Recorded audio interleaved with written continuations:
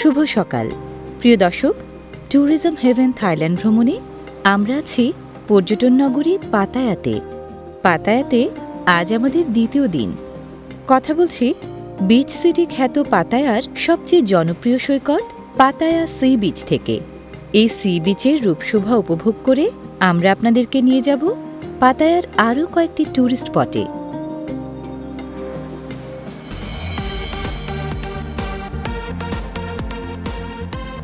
Adventure ভালোবাসেন যারা, ভালোবাসেন ওয়াটার স্পোর্টস, পাতায়া তাদের জন্য স্বর্গরাজ্য। এখানকার yachting, wind surfing, jet skiing, banana ride, paragliding এবং প্যারাসেইলিং আপনাকে পাইয়ে দেবে দুর্দান্ত অভিযানের অবিস্মরণীয় স্মৃতি।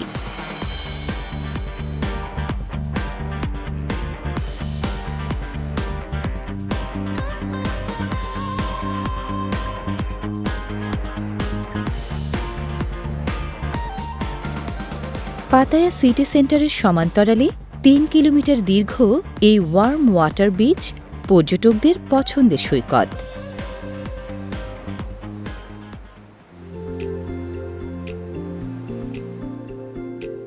সৈকত শহর পাতায়ায় বন, পাহাড়, স্কাইস্ক্র্যাপার, বোট, বিচ, বিনোদন সব আছে। ভাবতে অবাক লাগে, ১৯০০ সালের শুরুতে আজকের এই পাতায়া নগরী ছিল ছোট্ট একটা ফিশিং ভিলেজ, অর্থাৎ জেলেদের গ্রাম। দ্বিতীয় বিশ্বযুদ্ধের সময় আমেরিকান সৈনিকরা যখন ভিয়েতনামে ঘাঁটি গড়েন, তখন এই থাইল্যান্ডের পাতায়া ছিল তাদের রেস্টিং প্লেস। দিনে দিনে তাদের আনাগোনায় ও প্রয়োজনের তাগিদে ১৯৬০ সালের দিকে এখানে চিত্ত বিনোদনের নানান অবকাঠামো গড়ে উঠতে শুরু করে। গড়ে ওঠে পর্যটন সুবিধা। সেই থেকে সারা বিশ্বের পর্যটকদের কাছে দারুণ জনপ্রিয় হয়ে ওঠে আজকের এই পাতায়া সিটি।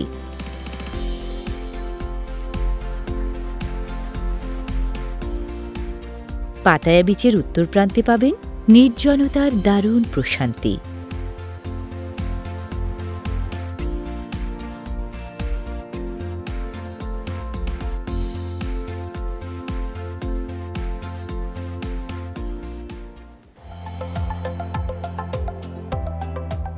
পাতায়া সিটি একই সাথে পূর্বাঞ্চলীয় শিল্প শহর এবং resort city.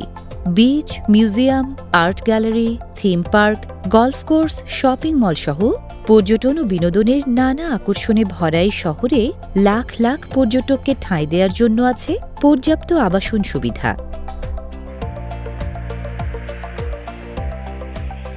Believe it or not, প্রতি বছর প্রায় ৫০ লাখ পর্যটক আসেন থাইল্যান্ডের শুধু এই রিসোর্ট সিটিতেই।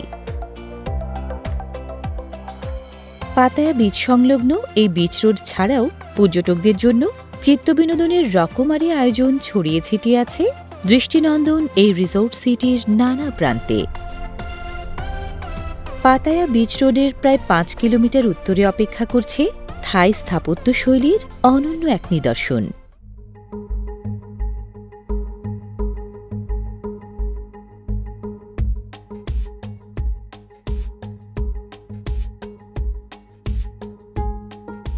প্রিয় দর্শক, আমি এখন আছি থাইল্যান্ডের পাতায়ার দারুণ landmark destination sanctuary of ট্রুথে।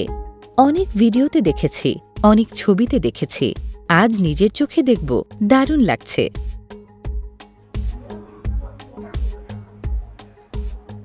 Entrance fee বাবদ এখানে দিনের বেলা জনপ্রতি লাগে ৫০০ বাত, রাতের বেলা ৭০০ বাত।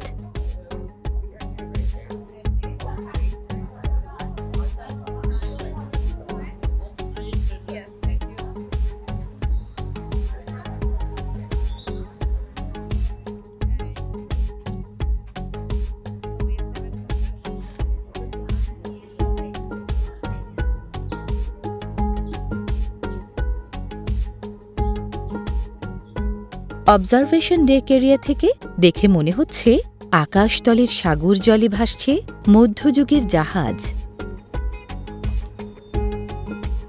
যাবার পথটা উঁচু থেকে নিচু, আর প্রকৃতির ছোঁয়া আছে সবখানেই।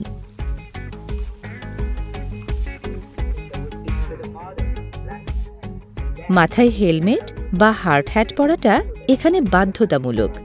নির্মাণ কাজ চলছে, তাই সেফটি ফার্স্ট।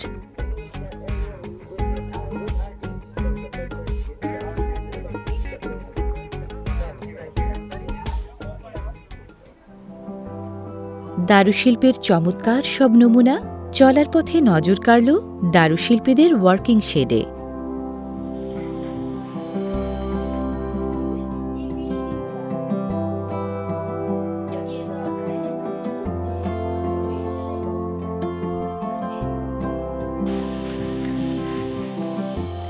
পালাক্রমে প্রায় ২৫০ দারুশিল্পী এখানে কাঠখোদাইয়ের সনাতন শৈলীতে গড়ছেন স্যাংচুয়ারি অফ ট্রুথের আলাদা আলাদা বিভিন্ন অংশ।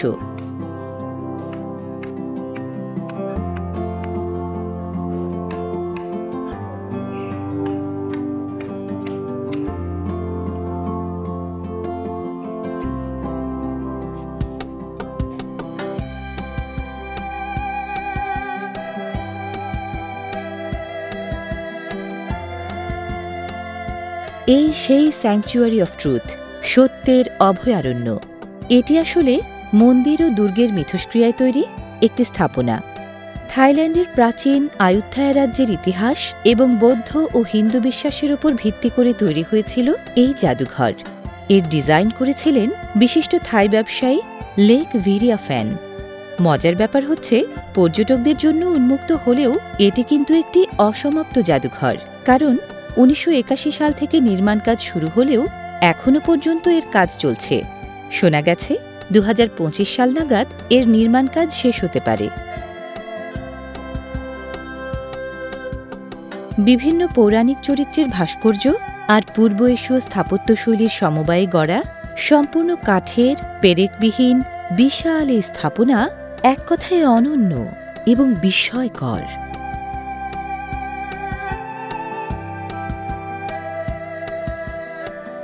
ট্র্যাডিশনাল উড বিল্ডিং টেকনিক কাজে লাগিয়ে মূল উদ্যোক্তা লেক ভিরিয়াফ্যান একসুতোয় গেঁথেছেন থাই জীবন দর্শন, শিল্প, সংস্কৃতি ও বিশ্বাস।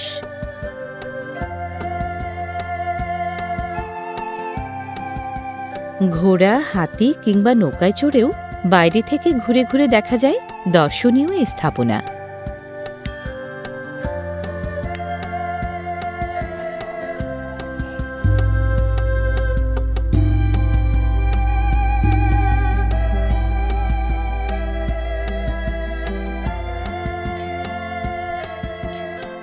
থাইল্যান্ডের সবচেয়ে বড় কাঠের এই প্রাসাদে ওপরে ওঠার লিফটটাও মূলত কাঠ দিয়েই বানানো। বয়স্ক পর্যটকদের ওঠানামার জন্য সাধারণত ব্যবহৃত হয় কাঠের এই লিফটটি।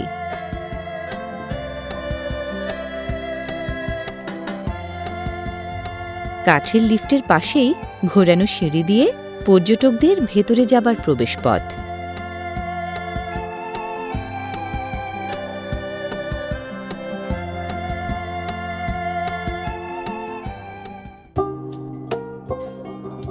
ছাদ থেকে মেঝে পর্যন্ত ৩৪৪ ফুট দারুশিল্পের কারুকাজে ভরা পুরোপুরি কাঠের পেরেকবিহীন এক কাঠামো।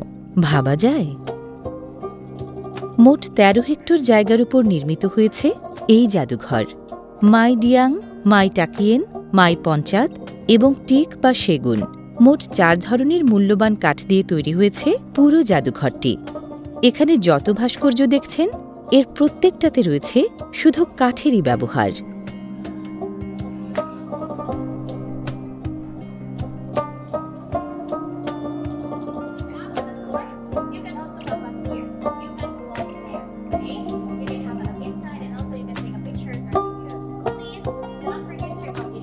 না টেম্পল, না প্যালেস, না মিউজিয়াম, আসলে তিনটাই। এখানকার প্রতিটি অংশের গড়ন ও কারুকাজ এত সূক্ষ্ম ও নিখুঁত যে অবাক ও মুগ্ধ না হয়ে পারবেন না।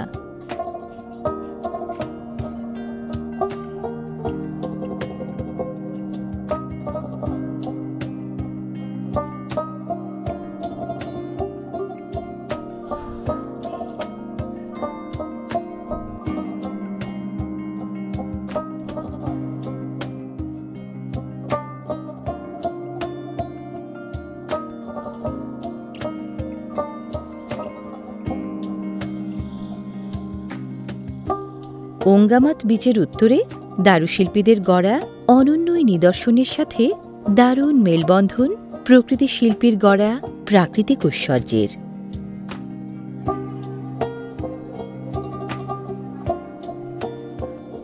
শুধু শৈল্পিক সৌন্দর্য নয়, এই স্যাংচুয়ারি অফ ট্রুথ দর্শনার্থীদের সামনে তুলে ধরে প্রকৃতি নির্ভর মানুষের জীবনচক্র এবং সে জীবনের 7টি সত্যের স্বরূপও। পাতায়া এলে আর যাই করুন, এই স্যাংচুয়ারি অফ ট্রুথ দেখতে ভুলবেন না কিন্তু।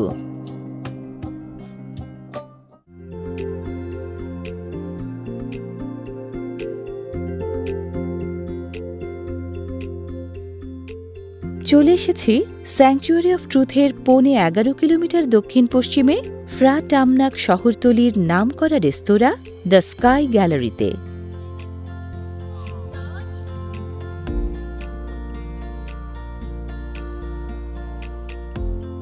নিসর্গধন্য এই রেস্তোরাঁয় দেখা পাবেন কাঠবিড়ালির।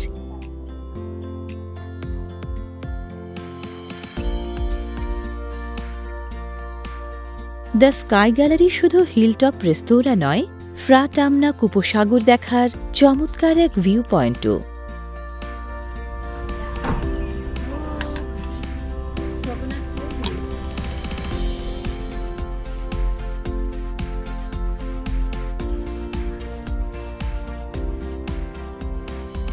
প্রকৃতির এমন নিবিড় সান্নিধ্য, সাথে থাইল্যান্ডের বিখ্যাত ঠান্ডা ঠান্ডা ডাব, সব মিলিয়ে দারুণ প্রশান্তি আসবে আপনার মনে প্রাণে।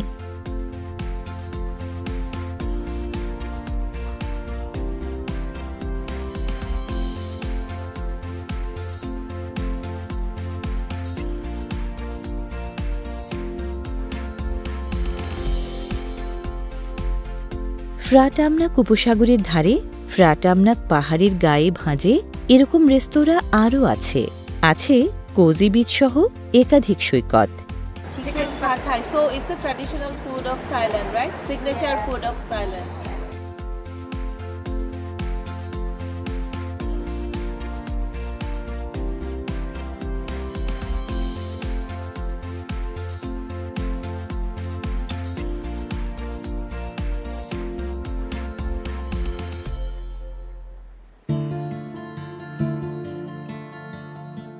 দ্য স্কাই গ্যালারির 3.5 কিলোমিটার দক্ষিণে পাতায়া সিটির দ্বিতীয় নামকরা সৈকত এটি।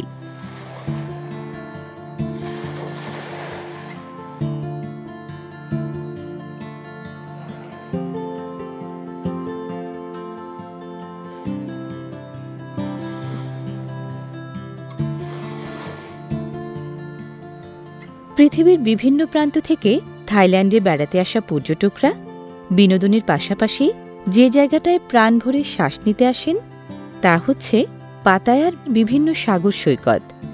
আমি এখন আছি পাতায়ার বিখ্যাত জমটিয়েন বিচে। থাইল্যান্ড উপসাগরের কোলে এই জমটিয়েন সি বিচ প্রায় 6 কিলোমিটার লম্বা। এটি কিন্তু পুরো থাইল্যান্ডের দীর্ঘতম সাগর সৈকত।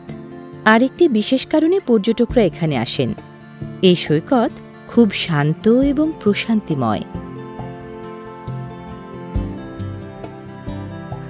শান্তিপ্রিয় পর্যটকদের সাথে প্রকৃতির প্রেমটা এই জমটিয়েন বিচে বেশ জমে।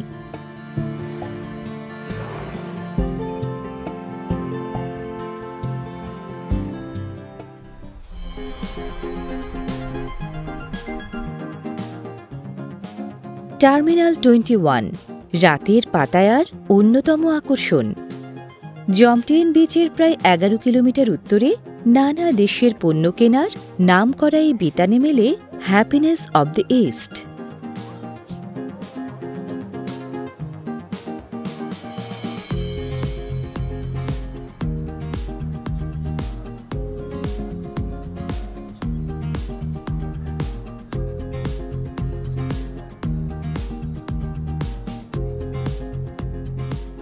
টার্মিনাল 21 থাইল্যান্ডের খুব নামকরা চেইন শপিং মল।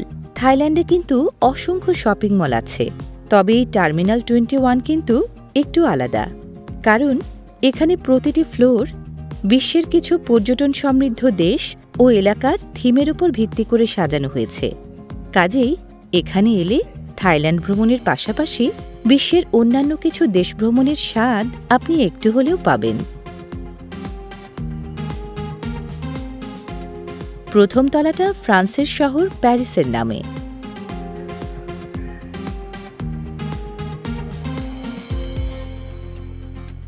শিল্প শহর প্যারিসের মতো টার্মিনাল 21-এর বাকি ফ্লোরগুলো সাজানো হয়েছে London, Italy, Tokyo, San Francisco, Hollywood ও ক্যারিবিয়ান স্মারক ভাস্কর্য ও পণ্য দিয়ে।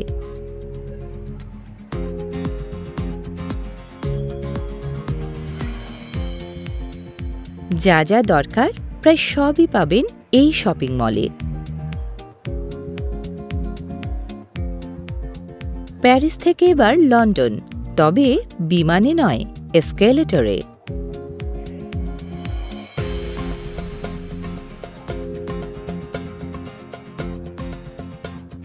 সিংহ মশাই, ব্রিটিশদের জাতীয় প্রতীক।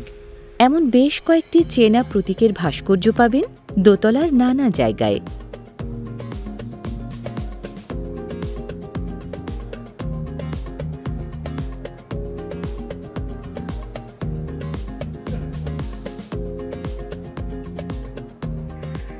ফ্লোরের মাঝখানের খোলা জায়গায় বিক্রিবাট্টা সাধারণত চলে সেলে, অর্থাৎ হ্রাসকৃত মূল্যে। শপিং মল তো, ওপেন এয়ার নাইট মার্কেটের তুলনায় দাম এখানে কিছুটা বেশি।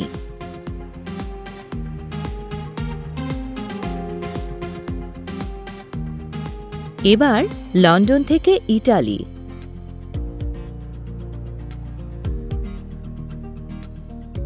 কোথাও জলে ভাসা ভেনিস, তো কোথাও শেক্সপিয়ারের ভেরোনা। চিনতে পেরেছেন তো? শেক্সপিয়ারের বিখ্যাত উপন্যাসের নায়ক নায়িকা রোমিও আর জুলিয়েট।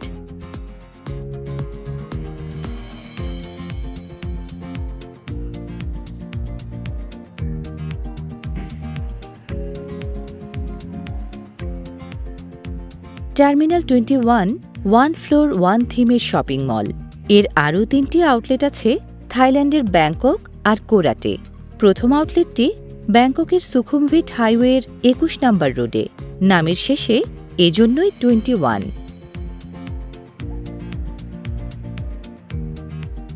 নাইট মার্কেটের তুলনায় দাম কিছুটা বেশি হলেও ভালো মানের অথেন্টিক জিনিস পাবেন এই শপিং মলে।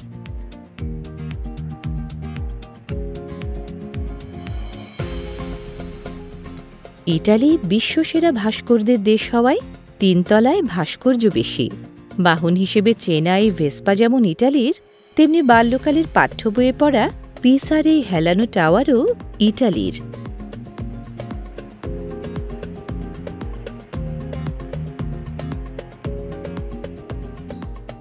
ইটালি ছেড়ে এবার টোকিও, শোগুন, সামুরাই, জুডোকো ও সুমো কুস্তিগীরদের দেশে।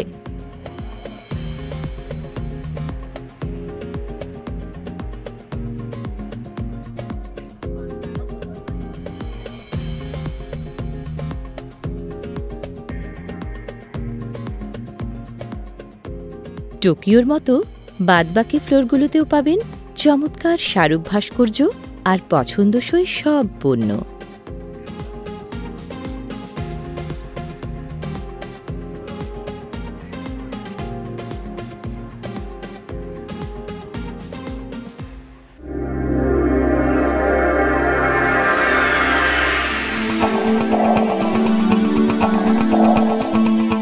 দর্শক, এই জীবনের প্রথম আমি ঈগল হাতে নিয়েছি।